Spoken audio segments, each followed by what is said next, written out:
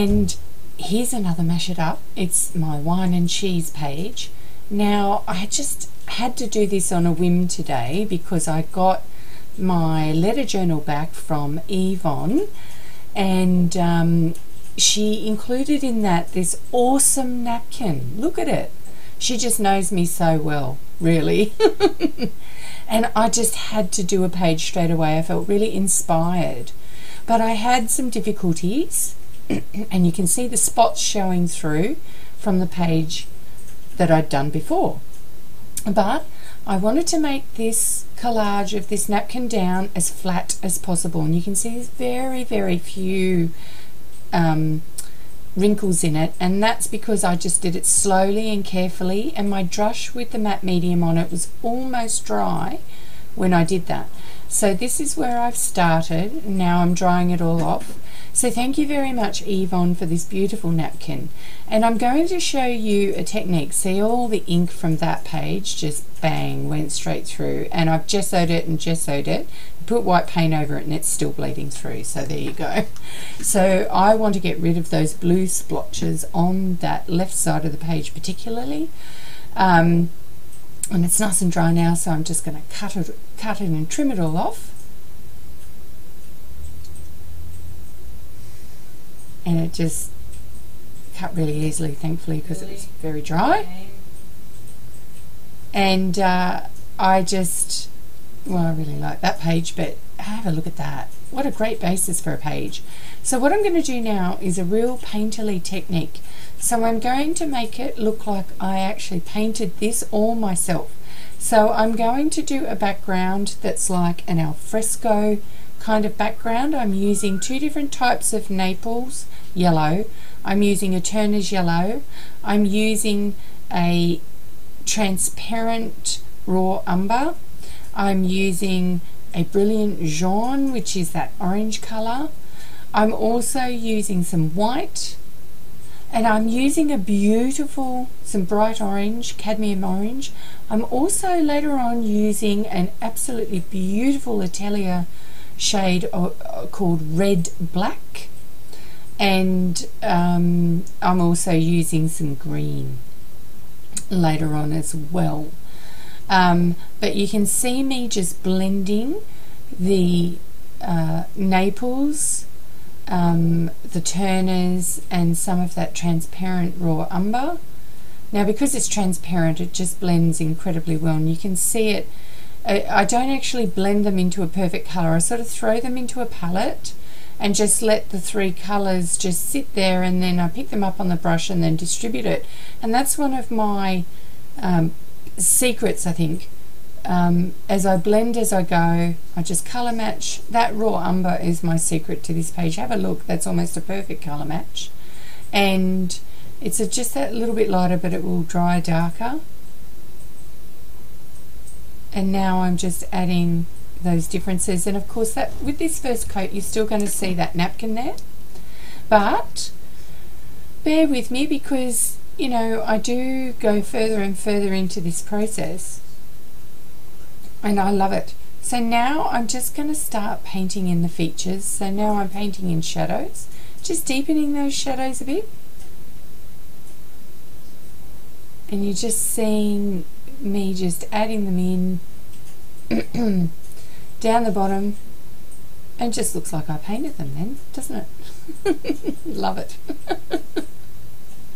Well, I am painting them in, and it takes a little bit of skill because of course you can see in the white areas, in some of these areas you can see those blue dots still showing through, and we want to get rid of those because they mar the image that I'm trying to create. And even in my finished product, some of them just really, really faintly show through, but you know. So that's a carbon black that I've just added in, and I use that for the grey tones and the blue tones. This is that beautiful red black, and I use that along with some earth brown, and when you lighten it up with the pale yellows, it really is in those red brown tones. So this is the carbon black, and you can see that it's more got a blue base, or that neutral base, not a real blue, but you can see that it's just coming through there very well, not warm. I loved doing this cheese. You just sort of add the thing in. This is paint over collage, and it's a great way to learn how to do shading and think about it. Not learning how to draw perspective and getting all these colours in that you might want. And you know, I didn't want it really quite so bright yellow, so I dulled that yellow down. And then lightened it up and added some alternate yellow into it later on, and started working in with all the shadows.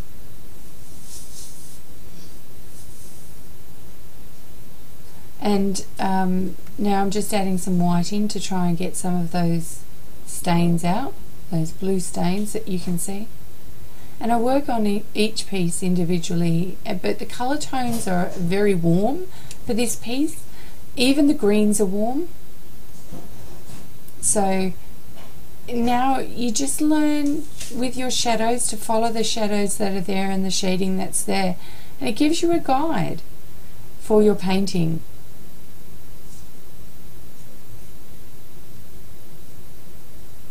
It's just lovely. I'm just darkening some of the images up because I didn't want everything to be perfectly white.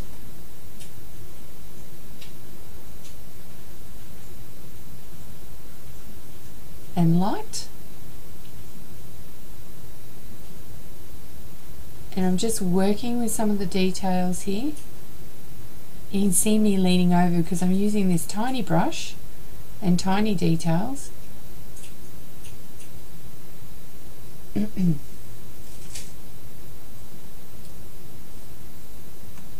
I'm using some oranges here. And I'm just about to go and get some reds, because I have red apples, I have red wine, I have some red figs over on the right there, and some reds in the wrappings for some of the cheeses. So that is a beautiful rose colour. It's called, let me just find it for you.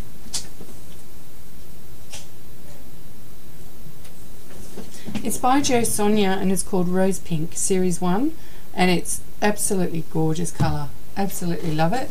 And it tones in with reds and deep reds very well. So I used that red black here, and as it diluted out with the reds, it was just natural to form the shadows. Now, I've often said that to deepen your reds you use a dark brown, but this red black has real brown and red tones in it, and you can use it. Otherwise I would have used the earth brown that's sitting right next to it. Now I've gotten a violet purple, and I've added the red black into the violet purple to give this interesting colour for those black plums that I'm now painting in. I wanted them blacker than what they were, but I also then started adding in white to mix the colours in, and you can really see that I'm mixing the colours in, and I'm not just getting white tones, I'm getting those variable tones that you get when light hits a round surface and it's not just white shiny spots. And then I go in and add some more white shiny spots in after I've done those tonings. So now I'm just adding in more white details for the apples and getting rid of some of those green and blue blotches, and the same with this. I just decided to go over white the whole lot because this was the area where there's quite a few of those blue blotches through, so I just went through and decided to recreate those parts. So I'm using some of the reds now to just deepen those apples because I thought that they just didn't look quite dark enough. They were just a bit too pink, and I wanted them to look redder. I wanted them to stand out to all the darkness, to the muted kind of earthy colours there. The reds give a real pop of colour, and I'm using a green oxide there. Held that one up because it was an unusual colour.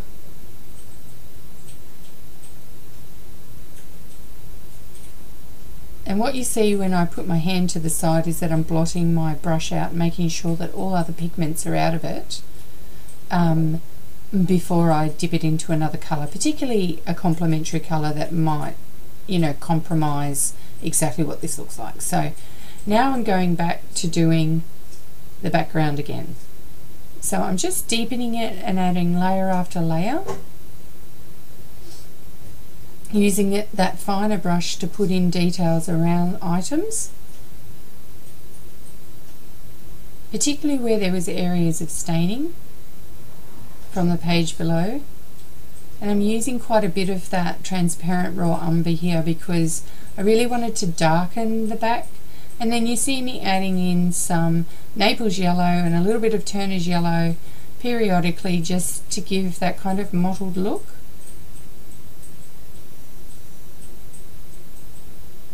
And I even used my left hand there for a while, just to go around that bottle.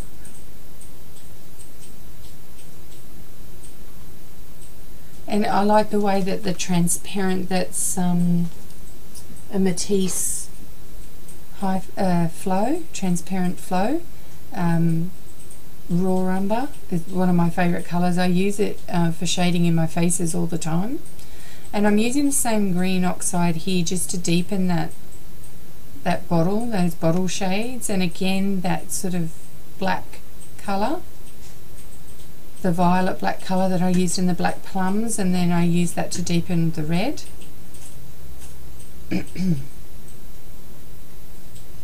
So now I'm just drying all of that up. It's done lots of little bits of painting here.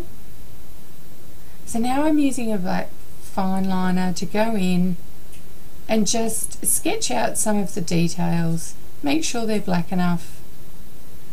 Not really make a huge impact on the piece itself, but to just have those really fine black sketchy lines. In some places it will it defines each item, and in other places it just enhances. Just sharpens some of those dark lines that I had done.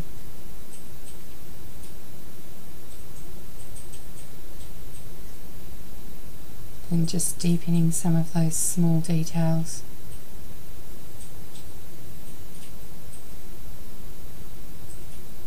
Just making them a little crisper. I'm very much liking that. Just adding some more of those details in, the stalks and the writing and the finer details. I just added in some red, and I had no intention of leaving it like, there you go. So you can just blot it and take it out, so you've got the strokes there but not the depth of colour. So now that that's all dry, I wanted to do a saying about wine and cheese, because I love wine and cheese. And I'm just using as a wrapper's stir stick. My husband brings me home these all the time. They're great for stirring different mediums. And I'm just measuring out some lines so that when I put my stamps down they'll be nice and straight. So I've got the thin alphabet from Tim Holtz, Stampers Anonymous, and I just want to do the first couple of words in that, and then I want to do the second part of of the quote that I'm using. I'm just going to handwrite that. It's important that I get try and get these right, and even then some of the letters were a bit off, and I don't kind of mind it because it's like you're a little bit tipsy. But I love the other part of the quote, and I actually missed the last little bit because I ran out of space, but I could leave it as it was. So wine and cheese are ageless companions, like aspirin and aches, or June and moon, or good people, or honourable deeds. So that was the actual saying. So all I did was go in and then put the author's name in. I went in and just darkened up, rather like Vicky from Clips and Cuts, Vicky Clips and Cuts does. I just wanted them a little bit blacker. Then I dried them all off. Yes, you need to set your inks. I was using a food ball pen there, and you really need to set your inks before you do anything else, because you don't want them to mix with your white pen that you use, and then when you go to rub your lines out, you want to try and get them as you know, as clean and crisp as possible. So you've got to make sure these are really dry. And I had dried and dried and dried. They looked really flat, but you'll see that I do just do a little bit of a smudge, and I have to fix it up in a minute. So I'm coming right to the end of the page, and I'm using very soft eraser.